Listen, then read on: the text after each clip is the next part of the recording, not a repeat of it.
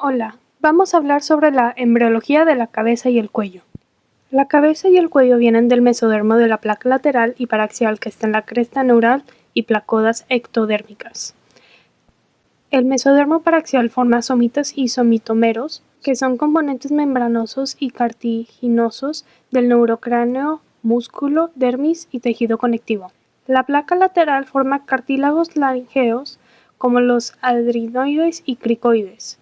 La cresta neural se origina en las regiones del neuroectodermo del prosencéfalo, mesencéfalo y romboencéfalo. Después de esto, se migra ventralmente hacia los arcos faringios y alrededor del prosencéfalo y ocupan las ópticas hacia la cara y el neurocráneo. Las placodas ectodérmicas de la cresta neural forman neuronas del quinto, séptimo, noveno y décimo ganglio sensitivo craneal. Los arcos faringios aparecen en la cuarta y quinta semana. Su núcleo es de tejido mesenquimatoso cubierto por ectodermo superficial en el exterior y por epitelio endodérmico en el interior. Las células de la cresta neural migran hacia el interior de los arcos para contribuir a los componentes esqueléticos. El mesodermo forma la musculatura del cuello y la cara. Cada arco posee un nervio craneal, un componente nervioso y un componente arterial. El primer arco se compone de una porción dorsal, la prominencia maxilar, que se extiende hacia adelante por debajo de la región ocular. En su porción ventral está la prominencia mandibular, la cual contiene el cartílago de Meckel, el cual desaparece y deja al yunque y al martillo. Del mesénquima de la apófisis maxilar se origina la premáxila, el maxilar superior, el hueso cigomático, parte del hueso temporal y el maxilar inferior. La musculatura del primer arco incluye los músculos de la masticación, el vientre anterior del digástrico, el miloioideo, el tensor del tímpano y el velo del paladar. La inervación de estos músculos se da por la rama mandibular del nervio trigémino. El segundo arco también es conocido como el arco ioideo o cartílago de Reichert y da origen al estribo, la apófisis estiloides del hueso temporal, el ligamento estiloioideo y la porción superior del ioides. Su musculatura incluye el estribo, el estiloioideo, el vientre superior del digástrico, el auricular y los de la expresión facial. Todos estos tienen una inervación del nervio facial. El cartílago del tercer arco da origen a la porción inferior del cuerpo y al asta mayor del hueso ioides. La musculatura incluye únicamente a los estilofaringios, los cuales están inervados por el glosofaringio. Los componentes del cuarto y sexto arco son cartilaginosos, los cuales se fusionan para formar los cartílagos tiroides, cricoides, aritenoides, corniculado y cuneiforme de la laringe. Los músculos son cricotiroideo, elevador del velo del paladar y contribuidores de faringe con inervación de la rama laringea superior del vago. Los otros músculos, los intrínsecos de la laringe, tienen inervación de la rama laringea recurrente del nervio vago.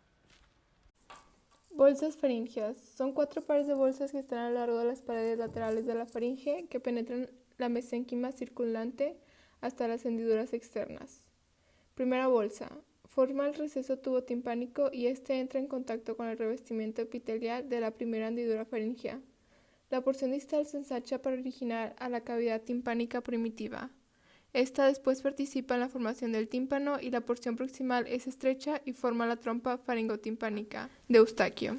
Segunda bolsa faríngea. Su cubierta epitelial prolifera y forma yemas que penetran al mesénquima circundante. Estas yemas son también penetradas por el tejido mesodérmico que forma el primordio de las amígdalas palatinas. Entre el tercero y el quinto mes, las amígdalas son infiltradas por tejido linfático. En el adulto, parte de la bolsa persiste para formar la fosa amigdalina.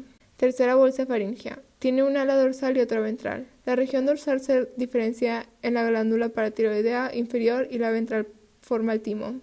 Las dos pierden su conexión con la pared faríngea y el timo migra en dirección caudal y medial llevando la paratiroides inferior. La porción principal migra a la región anterior del tórax y se fusiona con su contraparte, mientras que la porción de su cola persiste formando nidos tímidos o en la glándula tiroides. El crecimiento y desarrollo del timo continúan hasta la pubertad.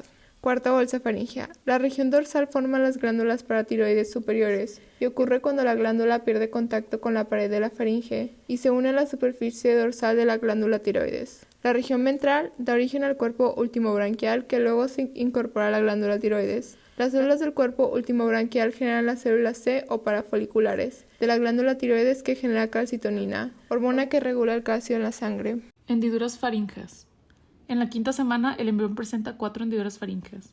El conducto auditivo externo se forma a partir de la invaginación del ectodermo superficial del primer arco faríngeo.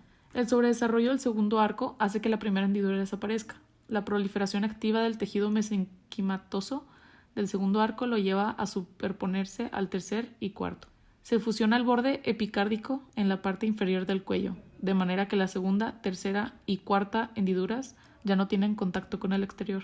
Las hendiduras forman el seno cervical, pero este desaparece en una fase posterior.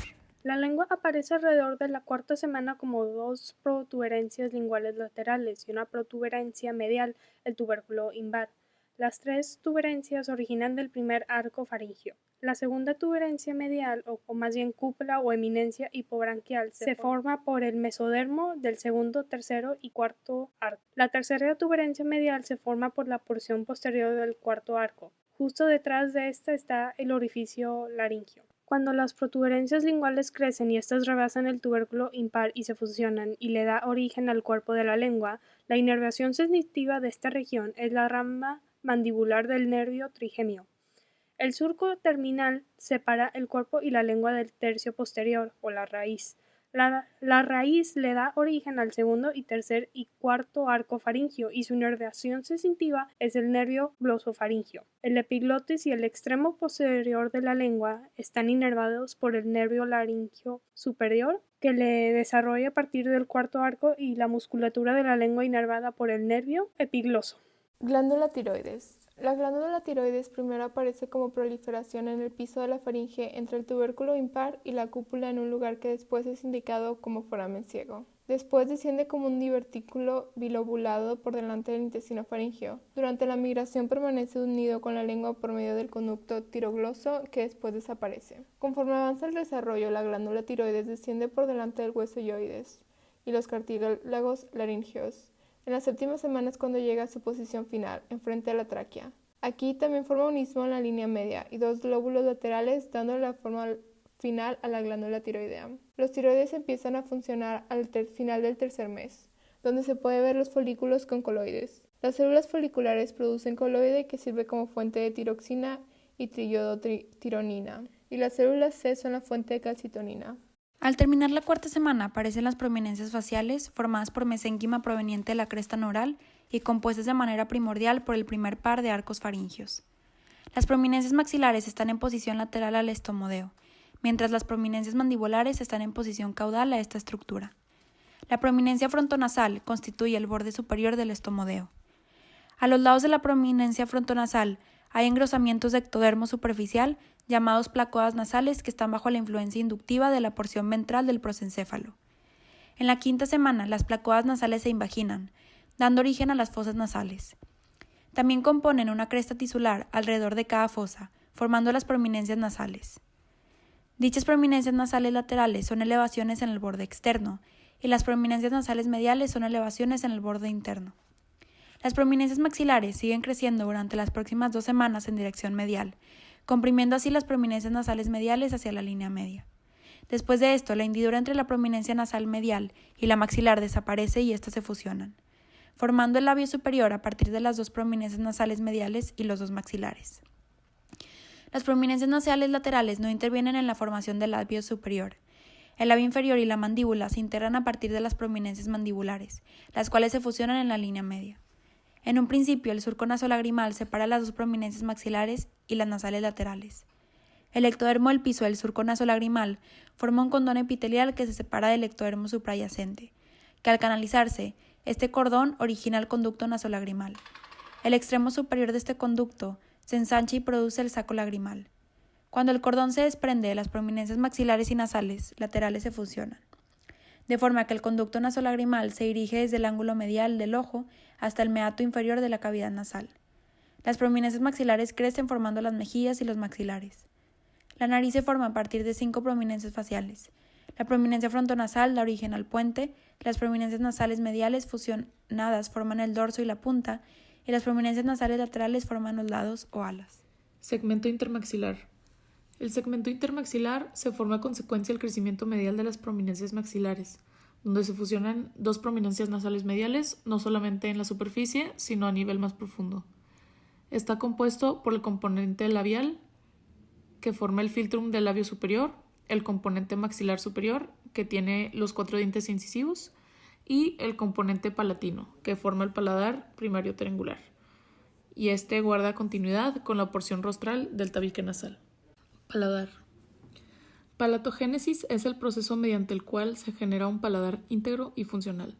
Se lleva a cabo entre la 6ª y 12ª semana de desarrollo.